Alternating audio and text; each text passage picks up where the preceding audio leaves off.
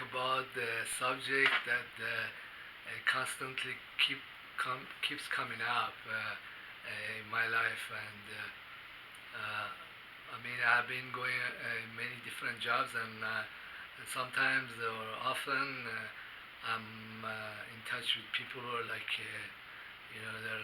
they're devout Christians, or they are like Catholics, or I'm Muslim. I don't know why they come and ask me these questions, but I guess Jesus was from Palestine, from Middle East, and a lot of Christians they have some issues with stuff that has to do with marriage and celibacy, and also now a lot of gays are legitimizing their right to attend church, or even be a bishop or clergy.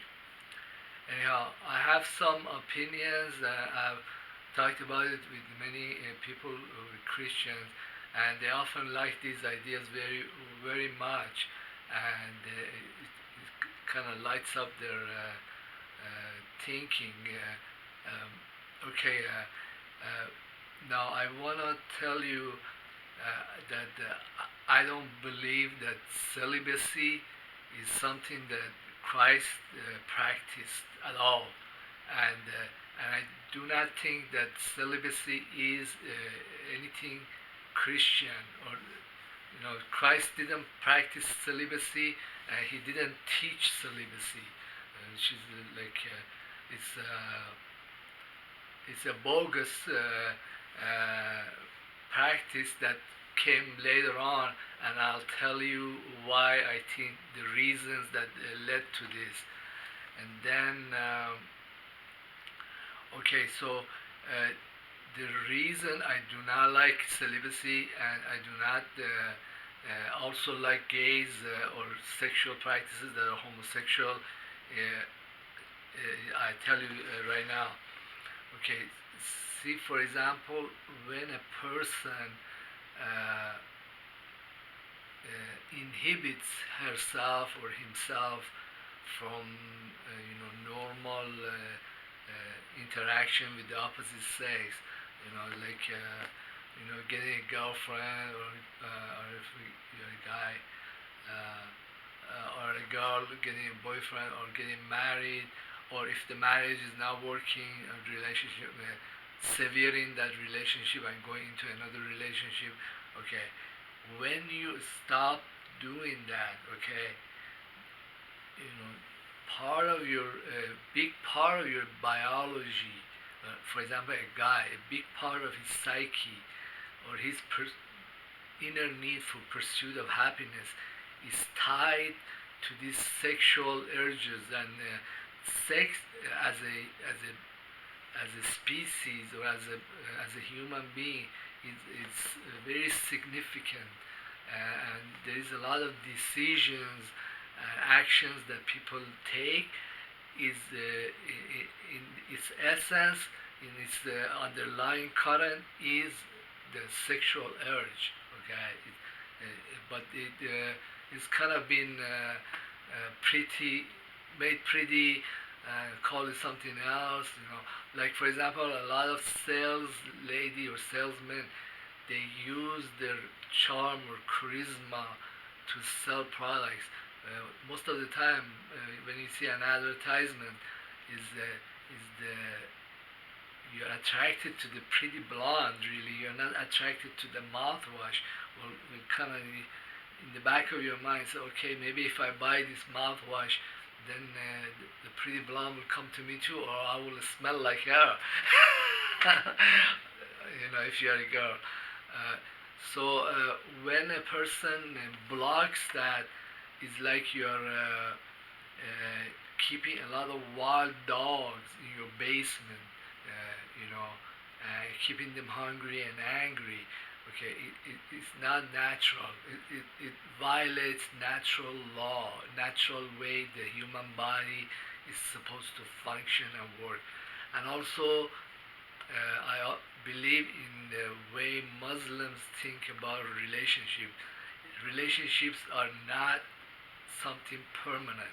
Okay, I mean, I've seen a girl, I've been attracted to her, we fell in love with each other, we did something or not, then it ended, or it lasted for a while and then it ended.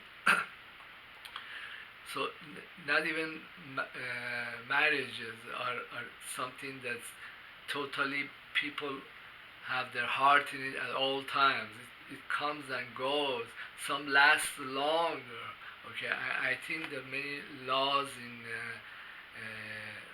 Muslim or Islamic tradition looks at these relationships as ephemeral, as it comes and goes. There are very few restrictions in Muslim tradition for marriages and or being together, and some of it has to do with you have to wait 90 days if you had a temporary marriage to disengage from her because you don't know if you have a kid with her. But this is in the past. Even that rule might be like shaky. But anyhow, the reason I don't think that Christ practiced celibacy was that when he was being executed at the crucifixion, uh, there were two women that were constantly with him and stayed with him, and after he was in the I guess where he was in the tomb. I think that these two women went after him. So usually in Middle East, okay, the two women that will not leave you alone, even if you are being executed, are one is your wife and the other one is your mother. Okay, but this is the case with Christ. And also in one of the Bibles, we see that there is this story that one day, in one meeting, Christ was with many of his followers or disciples, and Mary walked in, and he kissed her on the lips, and said that she's my greatest disciple or greatest student. Okay, now when a guy kisses a woman on the lips, not on the cheek, nowhere else, that means usually I know in Middle East too. That means that he is very intimate with her. That she is really his wife.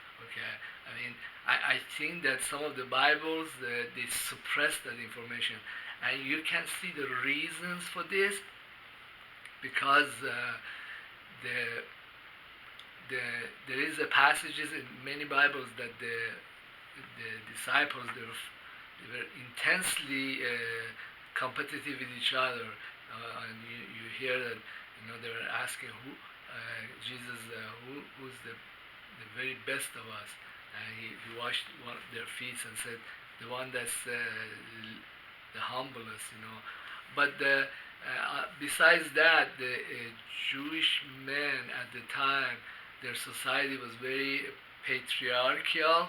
They have very little respect for women, and the fact that she had come in and become intimate with the charismatic teacher, their charismatic teacher, was offensive to them. Okay, so they kind of put her down. I don't believe this narrative that she was a prostitute. I think that they kind of made it up for her, okay? And also the fact that there aren't very many saints that are female or women in Christianity, it shows that some changes that were made later on. I guess after 300 years, they also, consolidated the Bibles to what they thought it would be good Christianity. So a lot of this stuff were fibs that were later on constructed based on the Jewish culture, and also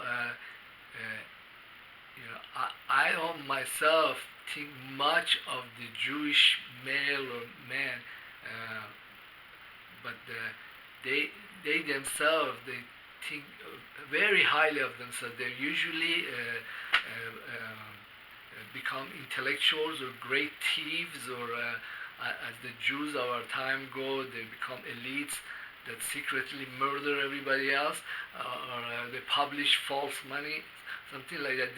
They are very intellectual, and they're very criminal kind of individuals, and they justify that with religion and the bullshit intellectuality. So I don't believe in celibacy. I think it was something that was made up later on. And I don't think the clergy or anybody should practice celibacy. More natural would be to follow natural law, which means that usually when I go out or go to a restaurant or to a company and I see a woman and I'm attracted to that woman, okay, I know in the back of my mind that she's attracted to me, most likely, because for the, for the fact that when you go in the city or in almost any city and you're driving in the street, most streets are two-way streets. They're now one way, okay? So when a street is one way, when the attraction is one way, that's usually something that's criminal, like attraction of a human being to a dog or to another male, or it is not following natural law. Natural law says that, hey, if you saw her and she saw you and you liked each other, that probably is probably mutual. It might be different degrees. You might like her a lot more than she likes you, but there is attraction there. Otherwise, there wouldn't be that synergy to begin with. So, yeah, you should just follow natural law. The Sufi master said that if you cannot achieve enlightenment, salvation, if you don't achieve that great spiritual, if you're not a psychic, you're not, a medium, you're not this and that, so what? You at least follow natural law, and there is these tendencies that you don't know or you don't call them spiritual, but you feel it, and that is the right way to go. Attract what is kosher and fair, and it's mutual. And also in Islamic tradition, it talks about insaf, which means like a fair play. Like, say for example, like I'm 58. If I'm attracted and I think like a 18-year-old is also attracted to me, it might be, but there is something a little bit fishy about this. One of us is not fair playing. You know what I mean? The more natural thing would be that if she's 18, she probably would be attracted to a guy who's like 22 or 25. You follow what I'm saying? It's like that balance, that thing. Anyhow, I see that the American society is turning gay, okay? But in my personal life, uh, I will spend my money where this natural attraction is, okay? I want to spend my money with women, okay? If have I have something that I need done, like I want to hire somebody, or I want to rent something, or I want to have something fixed, right? I want to spend the money and resources with a woman, because there is synergy, there is attraction, okay? I don't know what level of attraction. We might be very attracted. We might end up getting married or not. but just following this natural tendency. If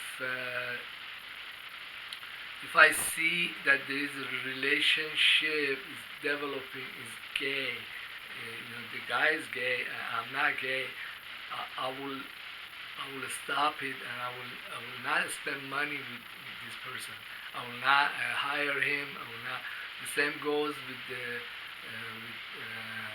groups, like, say for example, white elites that are going and bomb me all over the world and killing Muslims. I wouldn't. I won't endorse them. I won't pay them money. I won't, busy myself with them. It would be better if they lost the support, the care of intellectuals, or just average Joe. It starves them in society from that attention, from that money, from that barakah, and then maybe in the future won't have to deal with them. Okay, so also in the United States, even though white males have lost a lot of their jobs and prestige in society, they have a lot of legacy. Okay, for example, this happens to me a lot when I was a taxi driver and before. Well, I pick up a girl, and we like each other, and she could easily become the mother of my children. She could easily, and we made out or we slept together, but I often get dumped because in the way she thinks, it's okay, the Mr. Right guy, he's like white and he's like a male and he's like this, and but this guy, he's not. Even though I like him, okay, we'll do something, right? But then he doesn't fit this bill, right? But that's so bogus. Maybe in the future, the white male will even lose that prestige or legacy they have. And then my relationships will not be so troublesome.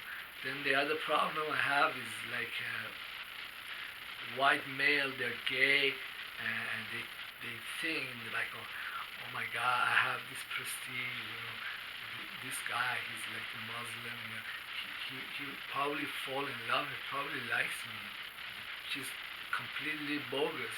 I'm not attracted to gay guys. I'm not attracted to any kind of gay guy or pedophile. So it doesn't matter how much political prestige or whoever the fuck you are, you're in the government. I listen to my own natural tendencies, natural law. Okay, it could be a girl that's from Africa. She looks nice. She's got a nice body. She would override this bozo. You know what I mean. So what I want to do in my life, I want to bring women back in it. Even though the culture or society around is screwing itself up with all kinds of stuff, I want to again date, again get married, again have a female housewife, or again have women friends that I go have coffee with, or whatever relationship that develops like this. Might be just a friend that I go have coffee with, or when I was in the East Coast, there were some women I used to work for, do odd jobs, or she was, I think one of the Kennedys helped me with the tuition. She was very nice, and I think I dated her or her daughter, anyhow. So whatever relationship I make is like this, developed from natural law, is I think is the kosher. I want to continue. If you see my previous videos, I always want my missed connections, the ones that I lost. I want them back, and I think this is where society should go to, bring women uh, back into all kinds of aspects of society, not let a legacy, gay, white, or white elite, fucked in the head kind of culture to remain here, even though they have lost all kinds of resources and they are not really relevant in the workforce, or so why keep their culture or their ways of thinking or their interpretation of Christianity?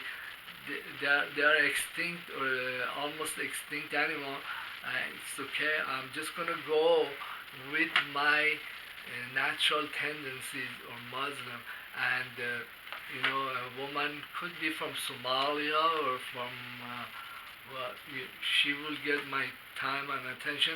And in fact, when I was driving taxi, and usually sometimes the way it happened was like a guy and a girl. They were husband. Sometimes they were husband and wife, and the guy was a complete fruitcake, or drug addict or whatever. He was just tagging along her, and me and her we were talking. I know she likes me and I like her, but I'm looking at this guy. What do I do with this fruitcake? Where do I dump him? So I mean, but hey, we got this legacy, It's just and these people that are in all kinds of places, and I don't know. In fact, demographically, uh, the the people who commit the most heinous crimes in the United States, that have broken into temples, that in the malls, they're usually white, between the age of 20 and 50, and they kill all these people, and also they are the ones that sit in these ultra advanced airplanes and go bomb the crap of Afghanistan and Iraq, and they're killing us over there and they're killing us over here. What do you do with it? I went to a movie. It was called like Blade Runner 2045, and in the movie there's this guy. He's an assassin, and he thinks he's a robot, but later on he finds out that he's a human. He's not a robot. Then he's the one who's going around killing all kinds of other robots or semi-robots or humans, and then then he's supposedly governed by this corporation, and everybody in the corporation is a robot, except the guy on the top.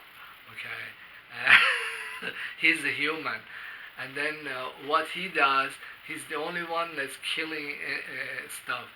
Like they make another semi-robot, semi-human, and he comes in. Is a woman, a very pretty woman, naked. He comes in and just shoves the knife into her, and she dies. Then, then he has only one assistant that's human. She's also the sister of the assassin. She's a maniac killer too. She's white, and then they go on and they discover a whole bunch of stuff happens. Then they discover their dad is this guy. He's he's also a murderer, but he's been retired for many years, and he has been running away from the robots. I mean, all the people who are like murderers and they kill each other and kill the other humans and semi-robots, they are these guys, the white male, they suck. I mean, if you want to get the message from this this film, like usually, like when I was a cab driver, and you know, I never am defensive with any customer except when a white male comes in. So in the back of my mind, I'm going through this list. Okay, is he gay? Is he a violent gay? Or is he a violent alcoholic? Or is he completely drunk? Or is he completely on meth? Okay, am I gonna get punched? Do I have to prematurely drop him before I and then when between the runs I go to the Jack in the Box, and every time I see like a white guy with a big truck, so I wonder, is he gonna ram into my taxi? Do I have to put the taxi on the other side of the Jack in the Box? Like, what the fuck? I mean, all these guys, they are legacy entities, and they have all this violence and homosexuality with them. It's like the whole society is looking at them. So how do I manage these guys? How do I prevent them from damaging the equipment, damaging me, and then you magnify that and look at the world. You see, all kinds of countries are looking at United States. See, if United States intends to invade them or bomb the fuck out of them or nuke them, how do we manage our relationships with the United States? Like, can't you just stop being so violent? Or on the personal level, so I want different departments in my life. I don't want these guys there, either gay or not gay or violent or not violent. I just don't want you there because you got a lot of history and a lot of problems. I want to any department in my life. I want to like find Iranian woman or Asian woman or like some kind of European or even an African woman, or maybe let's see somebody from Afghanistan. Okay, yeah, I don't want violence. I don't want legacy. I don't want things that traumatizes me. Like I don't want to be friends with somebody and then figure out that hey they've been violent. They are very aggressive homosexual. Actually, they have raped a few guys. Do I want to find this out? Or, okay, would I be still friends with him? Or, hey, why do I want this? Why do I want this trauma? Why do I want this shit? I don't want it. Right now, I'm endlessly try to find dates with any kind of woman. Or find call girls, find women in the temple. Let's see. I want to find women to discuss politics with, and offer my whatever therapy, whatever help I have to other women. Uh, I want my personal life. I want to shield it with women. Be able to relax and not to constantly dealing with various traumas or dramas. I don't need that. Well, thank you very much for watching my video and being in my channel. Please leave messages or subscribe. Thanks.